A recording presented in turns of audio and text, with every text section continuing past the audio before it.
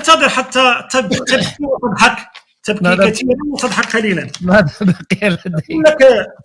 يقول لك الطاهر الزبيري رئيس الأركان الجزائري في كتابه، يقول لك الجيش الجزائري يدخل الحرب مع الإسرائيل. يدخل الحرب ضد الجيش الجزائري يدخل الحرب ضد الإسرائيليين. أيوة يدخل. أنا نشوفه يدخل هذا الدخول. قال لك وكانت مصر صفحة 159 حتى أكون دقيقا، وكانت مصر في أمس الحاجة إلى هذه الطائرات بعد أن ضمتها القوات الجوية، وفي أمس الحاجة للطائرات بعد أن دمرت قوته الجوية أصبحت سماؤهم مكشوفة. قال لك أعطينا طائرات لمصر.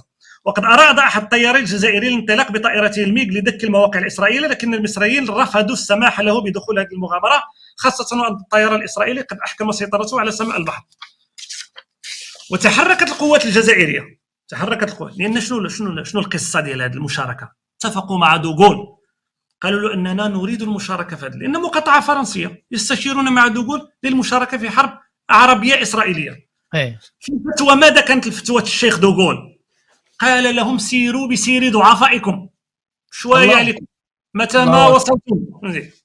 قال لك وتحركت القوات الجزائرية في الشاحنات العسكرية، وهتافات الشعب الجزائري والزغاريد تشد أزرهم، فكلما مروا على مدينة الاحتفالات، الناس قرطاس الحرب وما سيروا بسير ضعفائكم، فكلما مروا على مدينة أو قرية إلا واحتشد الناس لتحيتهم والدعاء لهم بالنصر. لقد كان حلم قهر اليهود وتحرير فلسطين يراودون بعد أنهينا تحرير الجزائر، واجتازت القوات الجزائرية الحدود التونسية وبلغت الحدود الليبية في المساء، وتوقفت هناك لتأخذ قسطا من الراحة وتتناول العشاء قبل أن تستكمل طريقها إلى مصر. كما أرسلنا باخرة محملة بالأسلحة والذخائر الحربية والتموين الضرورية للحرب، نقلت على ظهرها 30 دبابة و3 فيالق، لكن القوات لم تصل إلا بعد أسبوعين إلى خطوط المواجهة، وكانت الحرب حينها قد وضعت أوزارها.